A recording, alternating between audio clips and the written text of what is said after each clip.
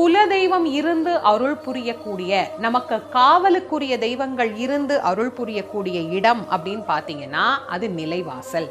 இன்னொரு சிறப்பும் நிலைவாசலுக்கு இருக்கு. ஒரு வீட்டுக்கு இன்பமோ துன்பமோ நன்மையோ தீமையோ நிலைப்படி தாண்டி தானே உள்ள வரணும். அப்போ தீய சக்திகளை வெளியேயே நிறுத்தி நல்ல சக்திகளை மட்டும் அந்த வீட்டிற்குள்ள அழைத்து வரக்கூடிய ஆற்றல் அப்படிங்கிறது நிலப்படியில் இருக்கு. அதனால்தான் நிலவாசல் அமைக்கின்ற போதே இன்னென்ன மரங்களால் அமைக்கணும் அப்படின்னு சில நியதிகள் இருக்கு.